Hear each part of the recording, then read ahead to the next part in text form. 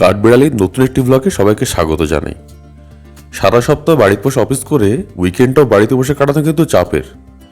তাই উইকেন্ডে আমি আর দীপা একটু বেরিয়ে পড়েছিলাম। সন্ধেবেলা রামেশ্বরম ক্যাফেতে বসে পড়েছিলাম ইডলি আর ফিল্টার কফি নিয়ে, তারপর বাঞ্ছারামে সিঙ্গাড়া আর মিষ্টি। সন্ধে হলে একটু চপ, সিঙ্গাড়া, মিষ্টি, এগ রোল এসবের প্রতি আকর্ষণটা বেশি হয়। তাই আমি ইডলি, ফিল্টার কফিতে সন্তুষ্ট হলেও গিন্নিকে নিয়ে বাঙালি মিষ্টির দোকানে যেতেই হয়েছিল। তারপর ওখান থেকে ইন্দিরানগরে এক বাঙালি রেস্টুরেন্ট থেকে কলকাতা স্টাইলের বিরিয়ানি দিয়ে ডিনার। বিরিয়ানিটা খুব সুন্দর ছিল, আর ভালো খাওয়া দাওয়া মানেই ভালো উইকেন্ড। এরপর রবিবার সকালে উঠে গেলাম নার্সারিতে। অনেকদিন ধরে দীপা বলছিল বাড়ির জন্য কিছু গাছ কিনবে, তাই নার্সারিতে গেলে আবার আমরা দুজন একটু কনফিউজড হয়ে যাই যে কোন গাছটা ছেড়ে কোন গাছটা নেব। এত সুন্দর সুন্দর গাছ থাকে ওখানে। অনেকক্ষণ হেঁটে চলে ঘুরে বেড়ানোর পর দুটো পছন্দের গাছ কিনে বাড়ি ফিরলাম, আর ভারত পাকিস্তানের ক্রিকেট ম্যাচ দিয়ে শেষ হলো আমাদের উইকেন্ড।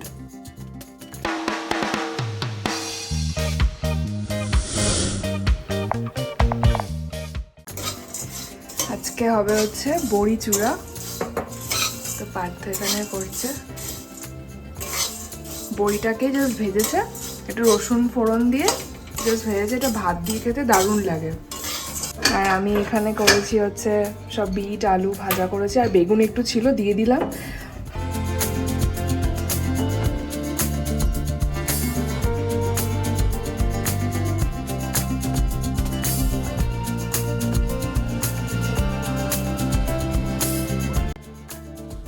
সকালবেলা খাওয়া দাওয়া সেরে দুজন বসেছিলাম। হঠাৎ করে মনে হলো অনেকদিন স্কুটি বাইক নিয়ে দুজন ঘোরা হয়নি। তাই শুয়ে শুয়ে কি মনে হতেই একটা স্কুটি বুক করে ফেললাম। দীপাকে বললাম তুমি রেডিও থাকো, আমি ততক্ষণ স্কুটিটা নিয়ে চলে আসি। কিন্তু কি আর বলবো, এখন যা আবহাওয়া, ফেব্রুয়ারি মাসেই ব্যাঙ্গালোরে এত গরম। গরম হাওয়া দিচ্ছে যেন লু বইছে, আর রাস্তায় প্রচণ্ড ধুলো, আর সেই সাথে ব্যাঙ্গালোরের ট্রাফিক। একটু করে এগোচ্ছি, একটু পরে আটকে যাচ্ছি। আমার যখন বাইকটা ছিল তখন দীপার আমি খুব ঘুরতাম সেটি নিয়ে। উইকেন্ডে সকালবেলা খেয়ে দিয়ে বেরিয়ে পড়তাম, সিটির বাইরের দিকটাতে হাইওয়ে ধরে চলে যেতাম। সেই দিনগুলো খুব মিস করি। কিন্তু রেন্টের স্কুটি নিয়ে কত দূরই বা যাবো, তাই শহরের মধ্যেই রাস্তাঘাট ধরে ঘুরে বেড়াচ্ছিলাম। কিন্তু যানজটের মধ্যে আর ভাল লাগছিল না। হঠাৎ দীপা বলল ও নাকি ইনস্টাগ্রামে একটা ক্যাফে দেখেছে হোয়াইটফিল্ডের মধ্যেই। ইনস্টাগ্রামে নাকি খুব ভালো ভালো ছবি পোস্ট করছে লোকজন আজকাল ওখানকার। তা ভাবলাম ঘুরেই আসি। হোয়াইটফিল্ডে কাভু ক্যাফে। কিছুক্ষণ ওখানে বসে টুকটাক খাওয়া দাওয়া করে আবার বেরিয়ে পড়লাম। ইনস্টাগ্রামে খুব সুন্দর সুন্দর ছবি আছে জায়গাটাও সুন্দর, সার্ভিসও ভালো, কিন্তু এত ভিড় ছিল আমাদের ঠিক পোষাচ্ছিল না। অন্য আরেকদিন সন্ধ্যাবেলা বা রাত্রেবেলা দুজন আসবো কোনে, অন্ধকারে লাইট ফাইট জ্বললে হয়তো একটু অ্যাটমসফিয়ার অন্যরকম লাগতে পারে। দোকান থেকে বেরিয়ে আমরা আইটিপিএল থেকে গ্রাফাইটের মধ্যে যে রাস্তাটা, ওর মধ্যে ঘোরাঘুরি করছিলাম। শনিবার, অফিস এলাকা পুরো ফাঁকা, তো লোকজন কম থাকবে সেটা ভেবেই আমরা এদিক ওদিক ঘুরে বেড়াচ্ছিলাম। কিছু কিছু জায়গায় কি সুন্দর করে সাজানো বাগান বিলাস দিয়ে। কি করব, চেনা জায়গার মধ্য দিয়ে নতুন কিছু খুঁজছিলাম। আগে আমরা ওই কোলার হাইওয়ে ধরে কোলারের দিকটা যেতাম। ওদিকে একটু কিছু দূর গিয়েই পাহাড় দেখতে পাওয়া যায় রাস্তার দুপাশে। ওখানে নরসাপুরা বলে একটা জায়গা আছে, মাটির কাঁচা রাস্তা পাহাড়ের দিকে চলে গেছে, আর পাহাড়ের সামনে জলাশয়, তার পাশেই রাস্তাটা। রাস্তার একপাশে জমিতে গ্রামের লোকেরা চাষ করছে। আরেকবার থিমাপ্পান্না বেট্টা বলে একটা পাহাড়ে গেছিলাম, সেটাও দারুণ জায়গা ছিল। ব্যাঙ্গালোরের আশেপাশে বেশ কিছু ছোটোখাটো পাহাড় ও ঘুরতে যাওয়ার জায়গা রয়েছে। উইকেন্ডে সেগুলোতে যাওয়ার জন্য মোক্ষম জায়গা। তার মধ্যে কিছু কিছু জায়গা আবার রামায়ণ মহাভারতের সাথে জড়িত। জায়গাগুলো দেখি, তার সম্পর্কে জানি, আর যাওয়ার খুব ইচ্ছে হয়, কিন্তু যাওয়া আর হয়ে ওঠে না। এখান থেকে তামিলনাড়ু আর অন্ধ্রপ্রদেশের বর্ডার আবার কাছে, সেক্ষেত্রে কিছু জায়গা কর্ণাটকের বাইরেও পড়ে। উইকেন্ডে বেশিরভাগ মানুষ ভিড় জমায় নন্দী হিলের মধ্যে। আমার যদিও ভালো লাগে না মানে ভিড়ের মধ্যে যেতে। একবার গেছিলাম সেকেন্ড লকডাউন ফেজের সময়। লকডাউন বলতে মনে পড়লো, আমরা এখন যাচ্ছি সাইবাবা হাসপাতালের পাশ দিয়ে। এই হাসপাতালের পাশেই রয়েছে ম্যারিয়ট হোটেল। এখানে লকডাউনের সময় একবার আমি আর দীপা এসেছিলাম, মানে লকডাউন নয়, সেকেন্ড লকডাউনের সময়। ফার্স্ট ফেজের সময় তো মোটামুটি ট্রাভেল আর হসপিটালিটি ইন্ডাস্ট্রি একদম বসে গেছিলো। তো সেকেন্ড লকডাউনে গিয়ে কড়াকড়ি একটু কম ছিল, তাই এইসব বড় বড় 5 স্টার হোটেলগুলো কী করলো, স্টেকেশন চালু করলো। মোটামুটি একদিনের জন্য আশেপাশে থাকার জন্য দারুণ অজুহাতে এই স্টেকেশন। তখন বাড়ি থেকে বেরোতে পারতাম না, তো প্রায় 6-7 মাস পরে গিয়ে এরকম স্টেকেশনের কথা শুনে দুজন বুক করে এখানে একদিন এসেছিলাম। লোকজনও কম ছিল হোটেলে, আর সেই সুবাদে ওদেরকে রিকোয়েস্ট করে আমরা 17 তলায় রুম নিয়েছিলাম। ঘুরতে ঘুরতে একটু ব্রেক তো নেওয়া দরকার। ব্রুকফিল্ডের কাছে এসে রামেশ্বরম ক্যাফেতে একটু বসে নিলাম। নামটা চেনা চেনা লাগছে তো, আমাদের রামেশ্বরম ক্যাফে তীর্থস্থানের সাথে জড়িত নামটা, তাই সব ভেজ খাবারই এখানে পাওয়া যায়। আর এটি ব্যাঙ্গালোরের অত্যন্ত জনপ্রিয় রেস্টুরেন্ট চেনগুলোর মধ্যে একটি। যদি খুব ভুল না হয়ে থাকি, অম্বানি পরিবারের যে বিয়েটা হয়ে গেল কদিন আগে, সেখানেই রামেশ্বরম ক্যাফে খাবার সরবরাহ করেছিল। 1980-র দিকে একটা ছোট রেস্টুরেন্ট হিসেবে চালু হয়। এতটাই জনপ্রিয় এখন ব্যাঙ্গালোরে অনেক জায়গায় আউটলেট রয়েছে। আর প্রত্যেকটা আউটলেটের বৈশিষ্ট্য হলো সকাল থেকে মাঝরাত অবধি ভিড়ে ঠাসা থাকে। কিন্তু খাবার অর্ডার করে বেশিক্ষণ দাঁড়িয়ে থাকতে হয় না, দ্রুত গতিতে খাবার সরবরাহ করে এরা। আমরা অর্ডার করে আমাদের ইডলি আর ফিল্টার কফি কালেক্ট করে একটা ফাঁকা জায়গা পেয়ে কিছুক্ষণ বসে নিলাম। এটাই আমাদের বাড়ির সবচেয়ে কাছাকাছির মধ্যে পড়ে ব্রুকফিল্ডের আউটলেটটা। প্রথমবার রামেশ্বরম ক্যাফেতে খেয়েছিলাম ইন্দিরানগরে, ঘি পড়ি ইডলি আর বিসিবিলি রাইস, দুর্দান্ত ছিল। তবে আজ আর আমরা ঘি পড়ি ইডলি নিইনি, প্লেন ইডলি নিয়েছিলাম।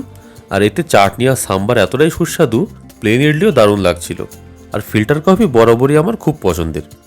এখন একটু দেখলাম এখানে কড়াকড়ি করেছে, সিকিউরিটি বসিয়েছে। মাঝে একটা বিপজ্জনক ঘটনা ঘটে গেছিলো রামেশ্বরম ক্যাফেতে, দুষ্কৃতীর হামলা হয়েছিল। তো সেখান থেকে বোধহয় আসলে এটাই চালু করা হয়েছে। ভালো করেছে একদিক দিয়ে, সবাইকে চেক করিয়ে তারপর রেস্টুরেন্ট ঢুকতে দিচ্ছে। এখানেও KFC ম্যাকডোনাল্ডসের মতো ডিজিটাল বোর্ড বসানো আছে, মেনু সিলেক্ট করে অর্ডার করে দিলে পেমেন্ট করলে টোকেনটা নিয়ে খাবারটা কালেক্ট করতে হবে। আর মেনুর সাথে সাথে ছবিও দেওয়া আছে, তাই পছন্দ করে দেখে নেওয়া যায় কোনটা অর্ডার দিতে হবে। তবে একটু তাড়াতাড়ি করতে হয়, কারণ লম্বা লাইন পড়ে যায় বেশিক্ষণ দেরি করলেই।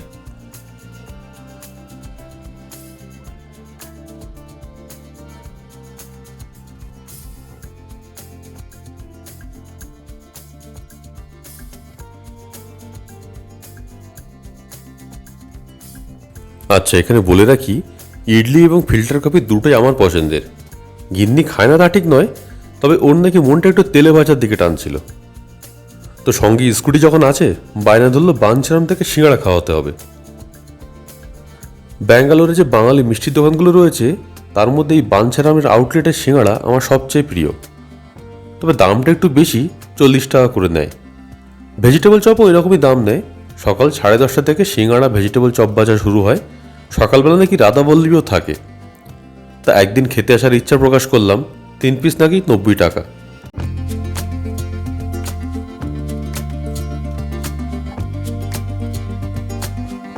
তা আমি আর গিন্নি একটা করে সিঙ্গাড়া অর্ডার করে খেতে লাগলাম। গিন্নি তো খুব মজা করে খেলো। তারপর বললো আরেকটা খাবে, কিন্তু ততক্ষণে সিঙ্গাড়া শেষ। আবার নাকি ভাবছে আধা ঘন্টা লাগবে, কিন্তু ততক্ষণ কে দাঁড়াবে। তো গিন্নি বললো মিষ্টির দোকানে এসে সিঙ্গাড়া খেলাম, তারপর একটু মিষ্টি মুখ না করলে মনটা কেমন আনচান করে। গুড়ের রসগোল্লা থেকে একটু খেতে ইচ্ছে হলো দুজনের। বেকড রসগোল্লা খাওয়ার ইচ্ছে ছিল।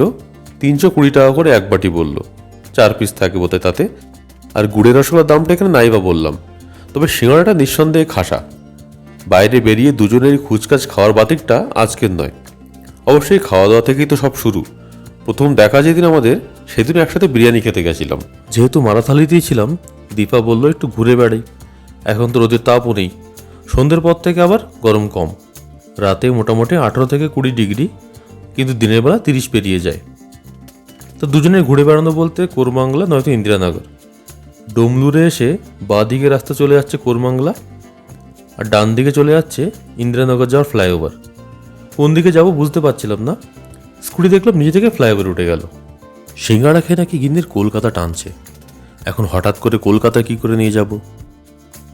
তো ইন্দিরানগরের রাস্তা ধরে ঘুরতে ঘুরতে গিন্নি বললো এদিকে নাকি একটা ভালো বাঙালি রেস্টুরেন্ট আছে, ওজিয়ানো। এরা নাকি খুব ভালো বিরিয়ানি বানায়। তা আমরা ম্যাপ অন করে খুঁজতে লাগলাম। প্রথমে দুবার একই জায়গা দিয়ে চলে গেছি, তাও মিস করে গেছি জায়গাটা। আমি ভাবলাম বাঙালি রেস্টুরেন্ট যখন, নামের মধ্যে একটু বাঙালি ছোঁয়া থাকবে, কিন্তু ভুলে গেছিলাম এখন তো এখানে নিয়ম করে দিয়েছে সব দোকানের বোর্ডে 60% বড় করে কান্নাড়া ভাষায় লেখা থাকতে হবে। এ নিয়ে খুব ঝামেলাও হয়েছে কদিন আগে। সব বড় বড় মলের ব্র্যান্ডগুলো আউটলেটগুলোতে ভাঙচুরও হয়েছে।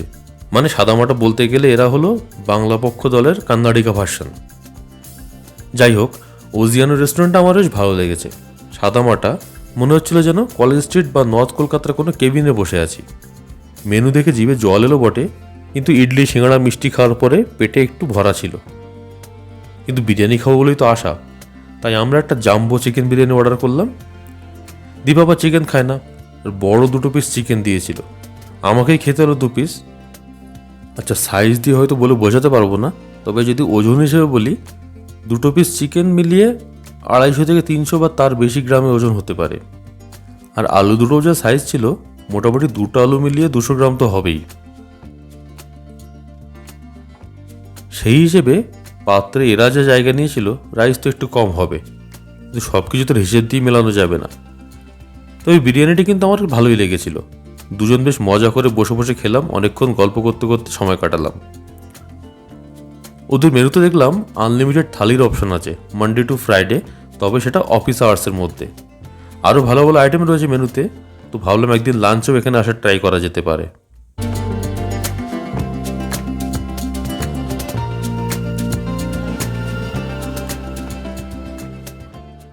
ওই যে বললাম, ভালো খাবার মানেই ভালো উইকেন্ড। উইকেন্ডে ভালো খাবার খেলে মন শরীর দুই ভালো থাকে। তো আমরা এই মন ভালো করা বিরিয়ানি খেয়ে তারপর আরও কিছুক্ষণ ইন্দিরানগরের রাস্তাগুলোর মধ্যে একটু একটু এদিক ওদিক ঘুরলাম, তারপরে সোজা বাড়ি চলে এলাম। আর এভাবেই শেষ হলো আমাদের শনিবার। এরপরে রবিবারের প্ল্যানিং শুরু।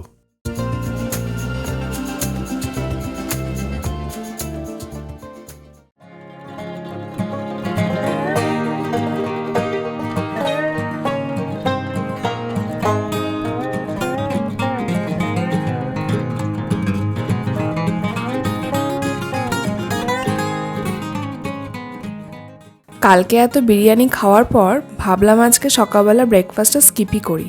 রোববার বলতে ব্রেকফাস্ট একটু ভালো মন্দই করতে ইচ্ছা করে, কিন্তু তার আজকে আমাদের ভাল লাগছিল না। তো ভাবলাম যে নার্সারিতেই ঘুরে আসি, বাড়িতে কটা গাছপালা লাগাবো।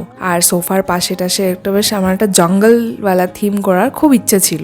তো পার্থকে জোরজার করে নিয়ে গেলাম যে আজকে যখন ব্রেকফাস্ট করার কোনো তাড়াহুড়ো নেই, চলো আজকে এই কাজটাই করে আসি। তো গিয়ে আমার মনে হলো যে এত গাছ দেখে আর এত টপ ডিজাইন দেখে আমার মানে সত্যিই আমি পুরো কনফিউজ হয়ে গেছিলাম।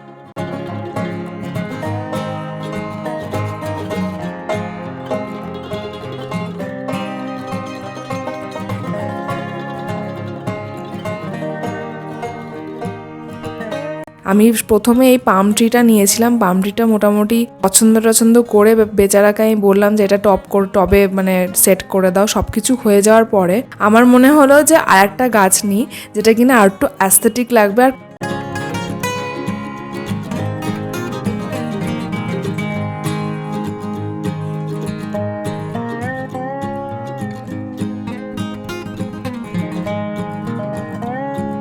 আমাদের বাড়িতে 2টো আম গাছ, পেয়ারা গাছ, সবেদা, নারকেল, অনেক গাছ ছিল।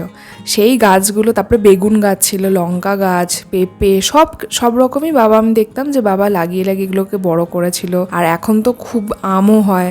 নারকেল তো মানে আমরা তো ডাব তো পেরেই খেয়ে নিতাম, জল আমাদের আর কিনে খেতে হতো না। কিন্তু এখন যখন দেখি যে একটু মাটি কিনে একটু পালং শাক লাগানো হচ্ছে, আমি খালি ভাবি যে আমার দাদু যদি বেঁচে থাকতেন তাহলে হয়তো এসব দেখে অজ্ঞানী হয়ে যেত। কারণ এগুলো আমরা ভাবনার বাইরেই, যে একটুখানি গাছ লাগাবো বলে মাটিটা কিনে, তাও আবার 5 কেজি 10 কেজি মাটি কিনতে হয় এসব জায়গার থেকে, কিনে হয়তো একটু একটু করে আমাদের গাছ লাগাতে হয়।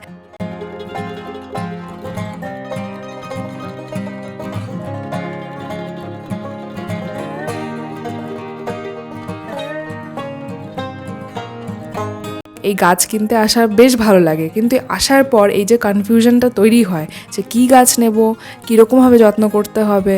কারণ গাছ এখানে তো ভালো লাগে, বাড়িতে গেলে 2 সপ্তাহ পর দেখি কিছু না মানে এটা খারাপ হয়ে যায়। আমি লোকটাকে ভালো করে মানে জিজ্ঞেস করছিলাম যে তোমাদের কাছে কিন্তু গাছ ঠিক থাকে, কিন্তু বাড়িতে গেলে কিন্তু কিছু একটা হয়ে যায়, তোমরা কী করো এমন সেটা আমাদের বলো, সেই টোটকা আমরাও অ্যাপ্লাই করব। তো যাই হোক, অনেকভাবে আমরা একটা টব সিলেক্ট করে আমরা তারপরে গাছও কিনলাম। 2টো গাছ কিনেছি, পাম ট্রিটা নিইনি। আমি একটা গাছ কিনেছি, ওটার নামটা আমার ঠিক মনে পড়ছে না, কিন্তু আমি বেশ কিছু ক্যাফেতে ওরকম দেখেছি। তো ওই লোভে আমি নিয়ে গেছি, কারণ আমার এটাই এজেন্ডা ছিল যে আমি সোফার আশেপাশে মানে ড্রয়িং রুমটা একটুখানি জঙ্গল মানে একটু বেশ ক্যাফে ভাইব দেবো, বেশ এরকম একটা। তো যাই হোক, আমি তো ওগুলো ভেবেই টাকা নষ্ট করি। 550 ডিজাইনের মানটা ভালো, বেশ এগুলো ভালো। ওই পদ্মরের মতো রয়েছে আবার। उसका हिसाब से कौन सा लेना पड़ेगा?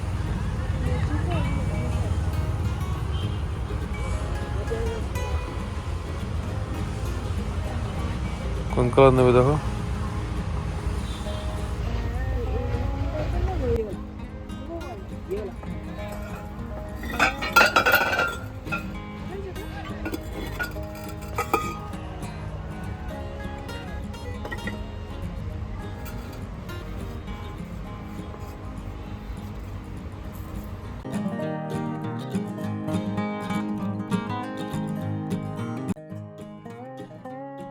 গাছপালা কেনার থেকে কিন্তু মেনটেন্সটা আরও বেশি কষ্টকর। আমরা নার্সারিতে যাই, গাছ দেখতে ভালো লাগে, ফুল ভালোবাসি, দেখে কিনতে ইচ্ছে হলো, কিন্তু আমাদের একটা বাতিক আছে, উইকেন্ডে হুটহাট এদিক ওদিক ঘুরতে চলে যাই, কখনো বা 3 দিনের জন্য, কখনো 2 দিনের জন্য। তো সেই সময়টা মাঝে মাঝে রিয়া থাকে, মাঝে মাঝে 3 জন একসাথেও চলে যাই। তো যখন কেউ বাড়িতে থাকি না তখন একটা ভয় থাকি, জল তো বেশি করে দিয়ে যাওয়া যায় না, সেই জন্য আমরা এখন নার্সারিতে গিয়ে আগে জিজ্ঞেস করি নি লো মেনটেনেন্স কোনটা, যেটাতে কম জল দিতে হয়, সেই বুঝে আমরা এবারে নিয়েছি। তো বললো সপ্তাহে 1-2 দিন জল দিলেই হবে, কারণ জল দেওয়াটা একটা সমস্যা। একটা গাছ নিয়ে এলাম, তারপরে সেটাকে জল দিতে পারলাম না, মেনটেন করতে পারলাম না, গাছটা মরে গেল, সেটা আরও বেশি খারাপ লাগে। সেই জন্য যে গাছগুলো ঘরের মধ্যে থাকবে, লো মেনটেনেন্স, কম জল দিলে কম আলোতে থাকবে, সেরকম দেখেই বুঝে শুনে নিয়ে আসার চেষ্টা করছিলাম আমরা।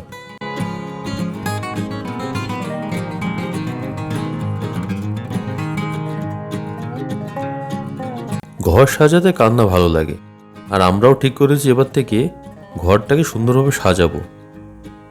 এবছর ফেব্রুয়ারি থেকে যেভাবে গরম পড়া শুরু হয়েছে, উইকেন্ডে ভাবছি আর বাইরে বেরোবোই না গরমের মধ্যে। ঘরটাকে সুন্দরভাবে সাজাবো, ঘরের মধ্যেই হাউস পার্টি করব, টিভি দেখবো, উইকেন্ডে চিল করব, রান্না করব, দরকার খাবার অর্ডার দিয়ে খাবো। তাই দীপা দায়িত্ব নিয়েছে ঘরটাকে সুন্দরভাবে সাজাতে, যাতে বাড়ি থেকে বেরোতে ইচ্ছে না করে। এত সুন্দর ঘর হবে যেন ঘরে বসেই থাকি।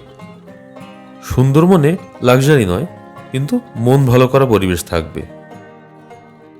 আমার আবার বদভ্যাস হলো, আমি বাড়িটাকে মেস বাড়ি বানিয়ে ফেলি, মানে অগোছালো করে রাখি। দীপ আবার উল্টো, ও অগোছালোটাকে সবসময় গুছিয়ে রাখার চেষ্টা করে, আর সেইভাবেই ম্যাচিংটা হয়ে আসছে।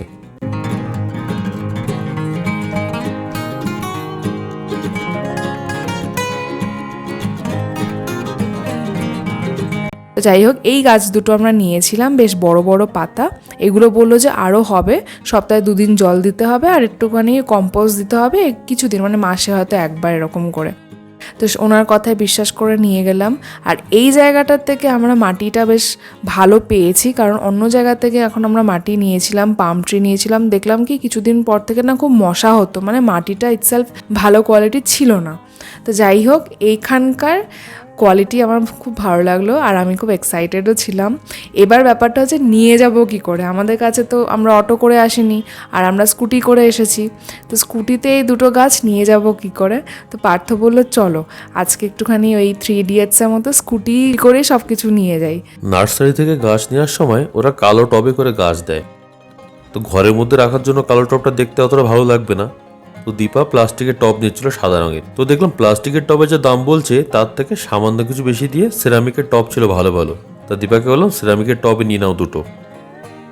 এবার সেরামিকের টব নিয়ে তো নিলাম, কিন্তু নিয়ে আসবো গাছ স্কুটি করে, সেটাও এক ভয়, যদি কোনো রকম স্লিপ করে বা কোল থেকে হাত থেকে পড়ে যায় ভেঙে যাওয়ার সম্ভাবনা বেশি।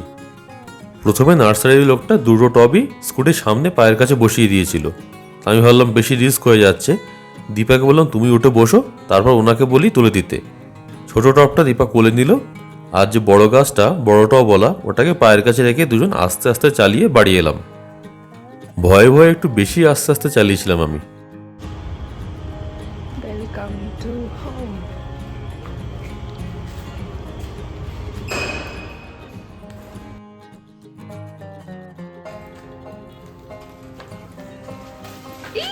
উপরে পাতাটা লাগলো।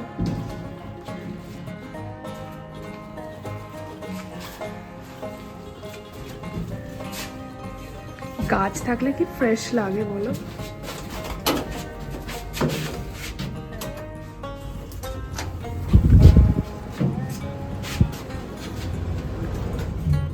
হ্যাপি, বাট আমার পছন্দের সব গাছ কেনা বলো, তুমি তোমার সূর্যমুখী পাই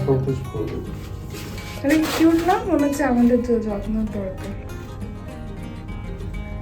এটা এরকম বারকালাতে ছিল। এরপর স্নান করে খেয়ে দিয়ে বসে পড়লাম টিভির সামনে। 2:30 থেকে ভারত পাকিস্তানের ম্যাচ ছিল যে, তাই ম্যাচ দেখার জন্য রিয়া পপকর্নটা বানিয়ে ফেললো, আর আগের দিন একটা তরমুজ রাখা ছিল ফ্রিজে, ওটাকে কেটে নিলাম। রবিবারে পাকিস্তানকে হারিয়ে ভারতের জয়, এর থেকে ভালো উইকেন্ড কি হয়। আশা করি সবারও উইকেন্ড ভালো কেটেছে। দেখা হবে আবার নতুন আরেকটি ভ্লগে।